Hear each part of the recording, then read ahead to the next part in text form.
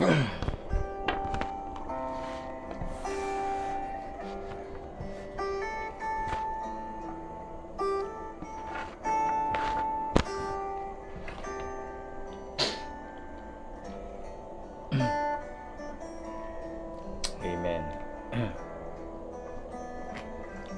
Thank you, Lord Jesus.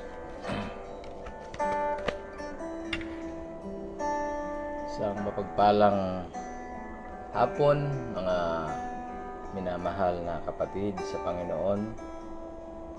Sumaatin pong lahat ang pagpapala at biyaya ng ating dakilang Diyos.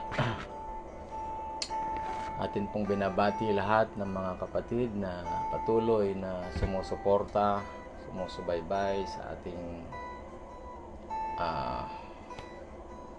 pangangaral ng salita ng Diyos tuwing alas 3 araw-araw. Nawa ay nasa mabuti po kayong kalagayan. Ngayon ay muli nais po natin na manalangin sa mga ilan kung mayroon po kayong prayer request. Amen. Ay isasama po natin sa ating prayer mamaya pagkatapos po ng ating Bible study. Kaya magandang hapon sa iyo, Brother Mads. Purihin ang ating Panginoon. Blessed afternoon din sa iyo. Nawa ay pagpalain ka ng Panginoon. Kay Brother Jerry, I bless you, Brother Jerry. Amen. Pagpalain ng Panginoon ang iyong pamilya, ang ministry dyan sa church natin, sa local church. Ganon din sa ating kapatid na si Sister Marilu at Sister Jerlis May. Pagpalain po kayo ng ating Panginoon. Amen. Sa lahat pa po ng mga kapatid natin dyan sa abroad, sina Sister Beverlyn, Brother Raymond, Sister Nelia, Brother Rudy, sina Sister Lani dyan po sa Korea, at sina Sister Mary Ann Rigor. Ganon din po sina Brother J.R. Duyaw. Amen. At sa mga kamanggagawa natin sa bawat local churches, kina Brother Dondon sa Las Navas, Pastor Ronald. Amen. Diyan din sa ating kapatid, Brother Renz. Amen. Kumusta na, Brother Renz? Marahil ay nakabalik ka na dyan sa ibang bansa. Ingatan ka naman ng Panginoon. Salamat sa fellowship natin nitong nakaraang camp meeting. Amen. At inuulit ko po, kung meron kayong prayer request, pwede nyo pong ilagay, sulat sa ating comments section at atin pong babasahin at sama-sama natin isama sa ating panalangin. Amen. At ngayon tayo po ay darako sa ating pag-aaral at mamaya ay babalik muli tayo upang batiin ang ating mga kapatid na hahabol, amen, sa ating online Bible study. Magandang hapon din, pagpalang hapon, Sister Esther, Sister Gemaline Lagmay. Purihin ang Panginoon. Amen. Ang atin pong paksa ay kukunin natin dito po sa 1 John chapter 2. verse 19 hanggang verse 21. Amen. Okay. Ganito po ang ating mababasa. Unang Juan 2:19 hanggang 21. Sabi po dito, sila'y nangagsilabas sa atin, ngunit sila'y hindi sa atin, sapagkat kung sila'y sa atin, ay nagsipanatili sana sa atin. Ngunit nangagsilabas upang sila'y mahayag na silang lahat ay hindi sa atin. At kayo'y may pahid ng banal at nalalaman ninyo ang lahat ng mga bagay.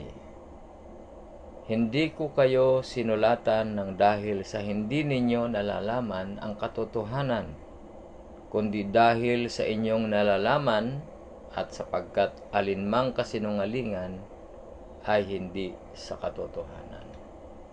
Pagpalain po ng Panginoon ang pagkabasa ng kanyang mga salita.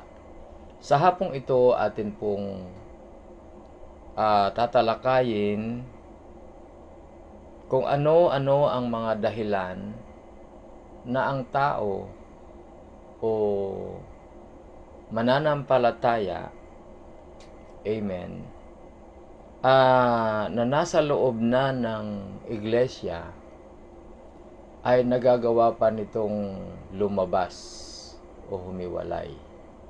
Yan. Okay.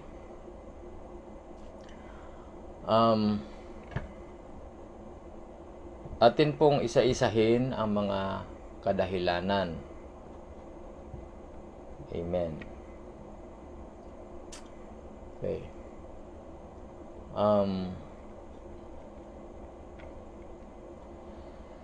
Ating nabasa na may mga nagsisilabas saan?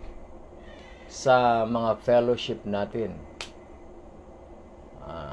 Siguro po ay hindi na kayo nagtataka o hindi na bago sa inyo na may mga come and goes sa ating fellowship.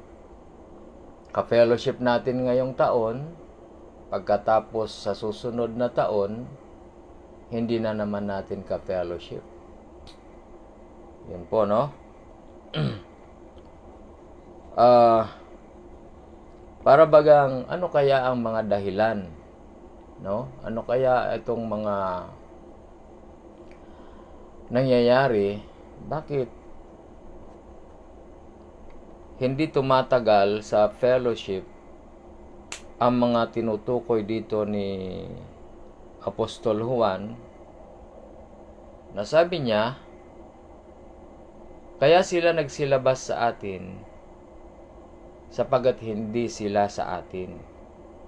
Kung sa atin sila, mananatili sana sila.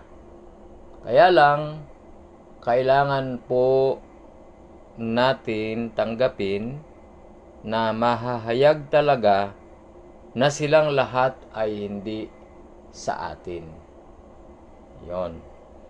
So, first of all, ano itong mga nangyayari na mga separation, paglabas, paghiwalay ng mga so-called Christian, iisang kinikilala lang naman natin na propeta.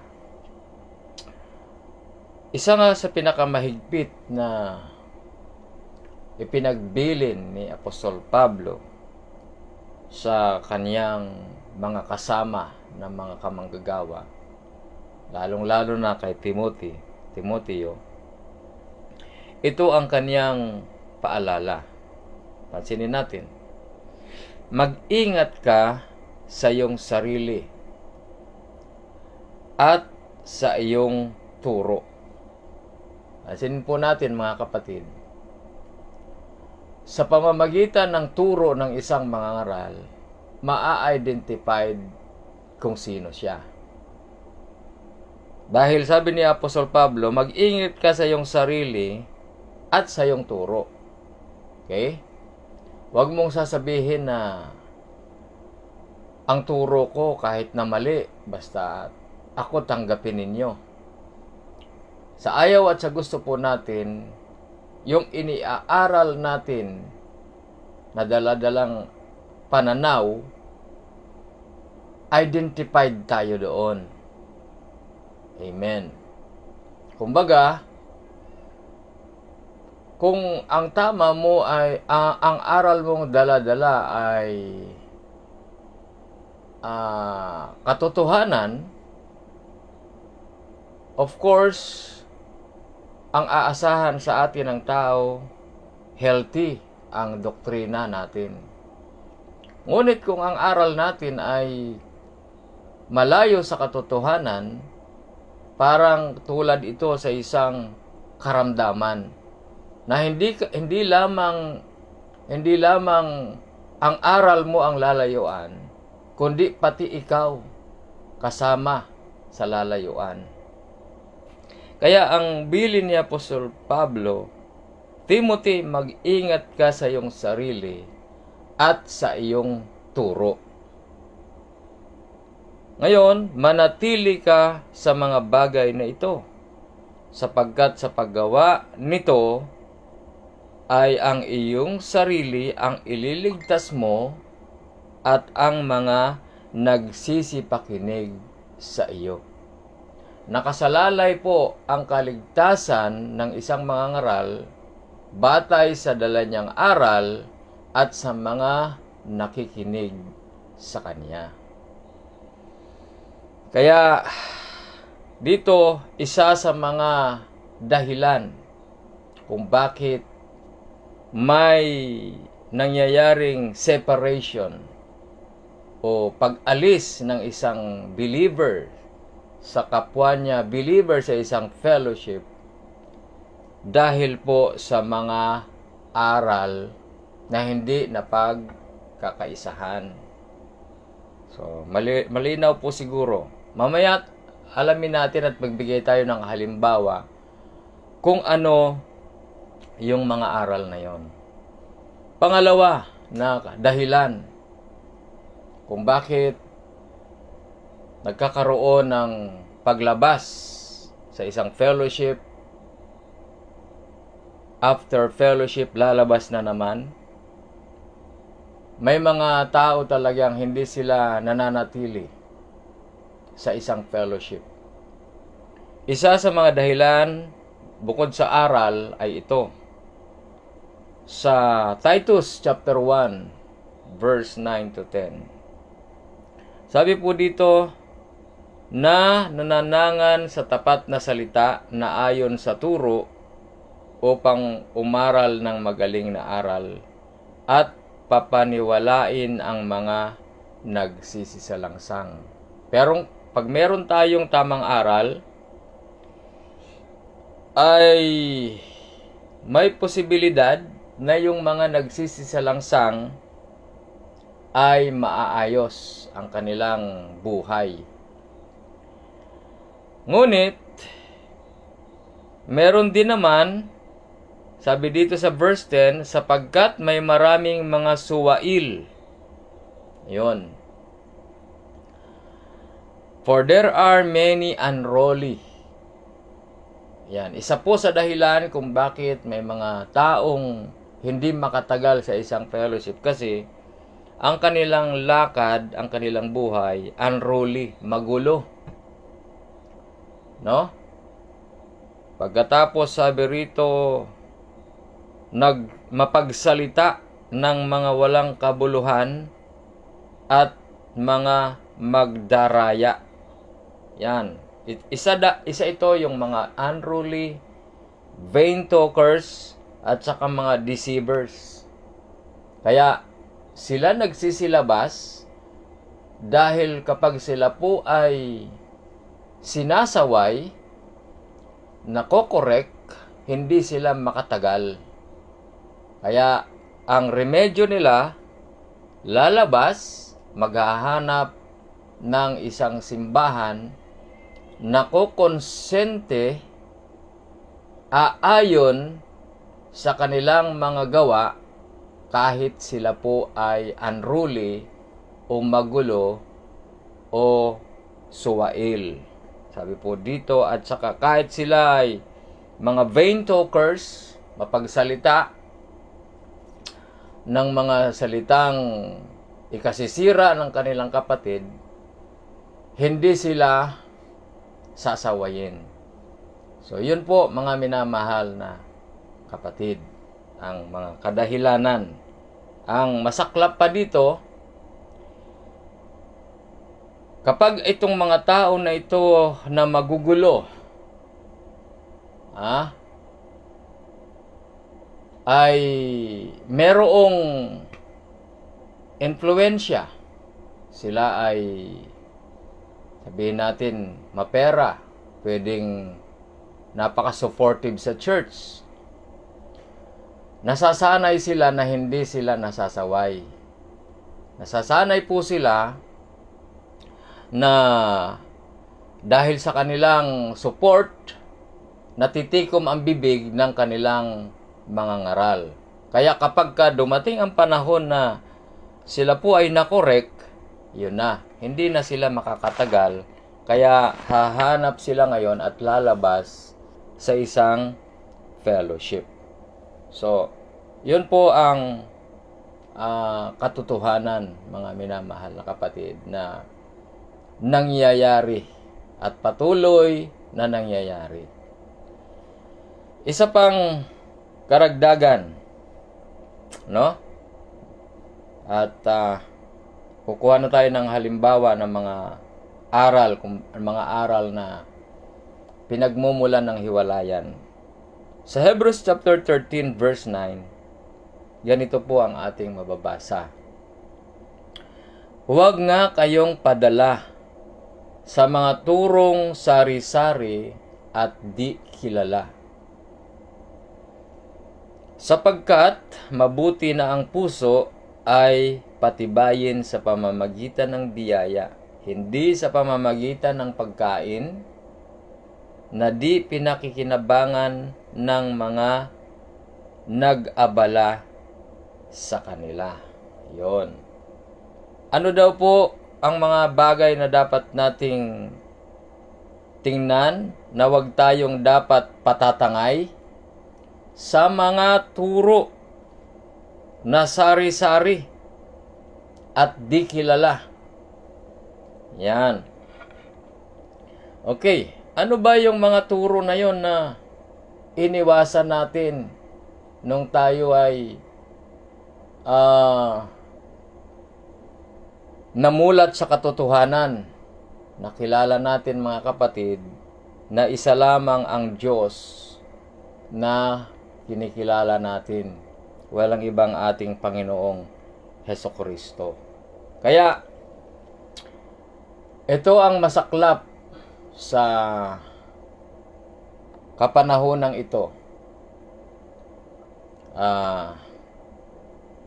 Isa sa mga sikat, mga kilala na mga preachers ngayon, hindi ko siya papangalanan, pero marami siyang nagiging mga kasama, ka-fellowship, dahil sa impluensya at salapi at tulong na binibigay niya sa mga churches. At kahit na ang kanyang aral ay hindi mapapatunayan na tama ayon sa mensahe at sa banal na kasulatan, hindi siya sinasaway. Ang nakakalungkot dito ay parang kinukonsente siya nitong mga nakapalibot sa kanya. Kaya sinend ko yon sa aming group chat sa ministers para maging aware tayo na ang mga ganitong aral ay dapat natin iwasan. At hindi lamang yung aral, kundi pati mismo yung nagdadala ng aral. Dahil hindi mo man tanggapin yung aral niya, at kung kasama mo naman siya, pwedeng titiklop ang iyong tapang para sawatain siya kapag pinairal niya ang salapi. Ano yun mga kapatid? Itinuturo nila na si Kristo ang laman ay tao lang at hindi daw pwedeng maging Diyos. Ito yung mga masasabi natin major doctrine, foundational doctrine ng message na hindi natin pwedeng baliwalain. Kapag mayroong nagtuturo sa kalagitnaan natin ng mga ngaral, lalo na sa mga camp meeting or joint fellowship na ang katawan na ito ni Kristo daw po ay tao lamang at hindi pwedeng maging Diyos, nasa delikadong kalagayan ng isang kongregasyon. Pwede tayong hindi nagkakasundo sa mga church orders tungkol sa order of rapture, order of millennium. Pwede natin hindi nagkakasundo dyan dahil hindi pa naman natin naranasan ang millennium, hindi pa natin naranasan yung rapture. But dito sa aral na ito tungkol sa pagka-Diyos ni Kristo, hindi natin pwedeng baliwalain na yung katawan ay tao lamang at hindi Diyos. Dahil bakit pa sasabihin ng banal na aklat na ang Diyos ay nagkatawang tao? Ano? Halimbawa ako, tao. Pwede ba akong magkatawang tao kung tao lang ako? Hindi na ako pwedeng magkatawang tao dahil dati naman akong tao. Pero ang Diyos, mga kapatid, ay nagkatawang tao. Kaya yung katawan na yon, hindi pwedeng tao lang dahil nagkatawang tao lang yung Diyos na nasa laman. Kaya kung ating bibigyan ng batayan sa banal na aklat, ganito ang sinasabi ni Apostol Juan. Sabi niya dito sa 1 John chapter 4, at ang bawat espiritong hindi ipinahahayag si Jesus ay hindi sa Diyos. At ito ang sa Antikristo na inyong narinig na darating. At ngayoy nasa sanglibutan na. Yan. Kapag nilesen natin ang pagka hindi natin inilagay natin sa kababaan, lower ang kadyusan ni Jesus. Mga kapatid, mag-ingat tayo dahil ito ay spirit of Antichrist. Dagdagan ko, mga minamahal na kapatid, bilang patunay na ang Antikristo ay kumikilos in the form sa anyo ng pangalan ng mensahe. Bakit po? Dahil dito sa mensahe, kanilang iniaaral na si Kristo ay tao lang. Ba't nagsilabas pa tayo sa ating mga denomination sa INC kung iyon din naman ang tatayuan nating aral, mga kapatid?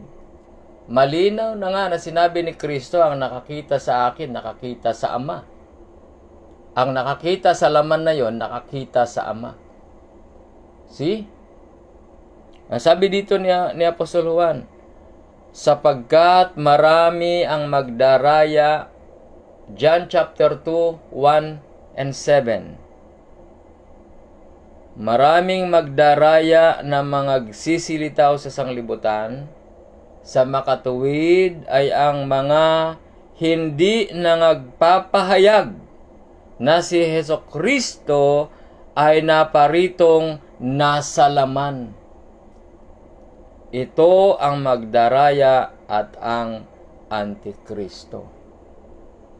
Malinaw na sinabi po ito mismo ng banal na aklat.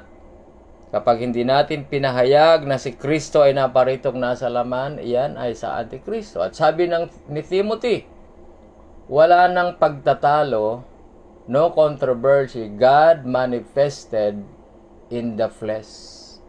2 Timothy 3:16. Bakit pa siya magkakatawang tao. Kung tao na siya. Pwede ba yon, mga kapatid? Halimbawa, hayop. Magkatawang hayop, hayop na nga. So, nawa sa hapong ito ay makita natin kung bakit nagkakaroon ng mga hiwalayan, separation, is because hindi natin pwedeng i-compromise yung katotohanan na tinanggap natin buhat sa Diyos na pinadala mismo sa bibig ng mahal na propeta. Amen. Kaya nga sabi ng propeta, that human is God in whole being.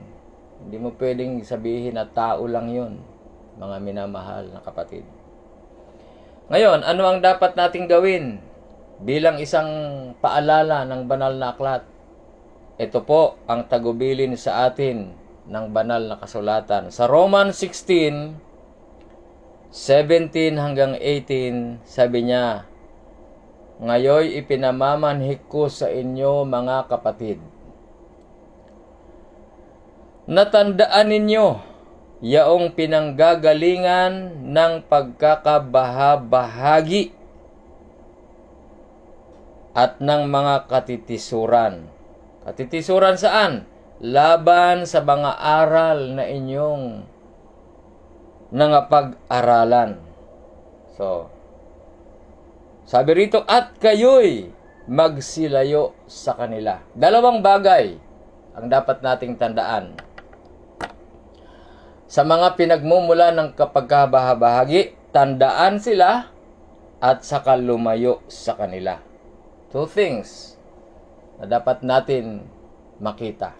Hindi masama ang paglayo kung ang paglayo na yon ay ikaliligtas mo at ikaliligtas ng iyong kongregasyon. Bakit po kailangan silang layuan? Sapagkat ang mga gayon ay hindi nagsisipaglingkod kay Kristong Panginoon, kundi sa kanilang sariling tiyan sa pamamagitan ng mabubuting pananalita at maiinam na mga talumpati ay dinadaya ang puso ng mga walang malay.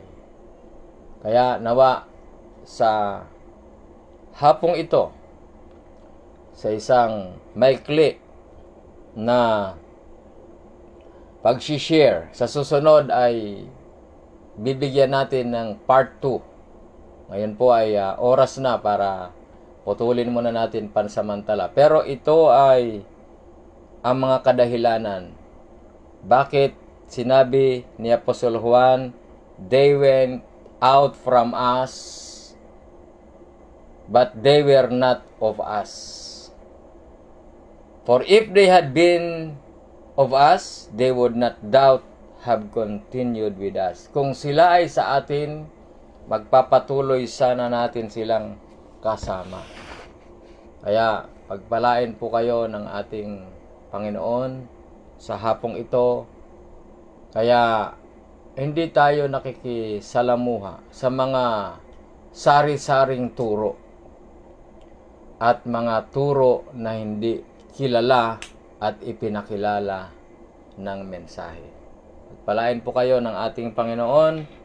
Nais natin muling batiin bago tayo tuluyang manalangin, sina Sister Esther, sila Madam Aida, Pastor Robert, Brother Mio, sina Brother Dorico, Sister Mer, ganun din sina Brother Mark Tapong. Salamat din sa pagsubaybay, Sister Marilyn. Salamat at pagpalain ang iyong buong pamilya. Pagpalain din kayo, Brother Roldan, sa Las Navas. Naway ingatan kayo ng Panginoon. Amen. Sister Jael, Sister Alisa, pagpalain po kayo. Sister Alisa, Brother Philip, Sister Reka, Sister Esther. Amen. Sister Edna, kumusta na Sister Edna? At ang ating kamanggagawa, si Pastor Michael, at sina Sister Lani, at Sister Jackie, at ang ating Mahal na Deacon, Brother June, pagpalain kayo. Salamat sa inyong pag-appreciate sa ating topic sa hapong ito. Si Sister Herlin, pagpalain kayo, Sister Herlin at Brother Jason. Amen. Sa lahat ng hindi ko mababanggit, amen, pagpalain kayo ng Panginoon. Sister Melinda at Sister Hazel, salamat po sa inyo at ingatan kayo ng Panginoon saan man kayo ngayon naroon. At nais natin ipaalala sa ating mga kamanggagawa, ngayong Friday kami po ay mag-host ng ministerial meeting dito po sa aming local church upang atin pong pag-usapan ang mga gawain na kung ipapahintulot ng Panginoon sa taon na ito, ang mga schedule. Amen. Maraming salamat po at tayo ay magsasara sa isang maikling panalangin. Salamat po, Ama, sa iyong mga salita. Ingatan mo po ang aking mga kapatid saan man sila naroon, sa kanilang mga hanap buhay, lahat ng kanilang gawain, iyo pong pagpalain. Sa iyo pong papurit pagsamba. In Jesus Christ's name we pray. Amen. Amen. Thank you, Lord Jesus.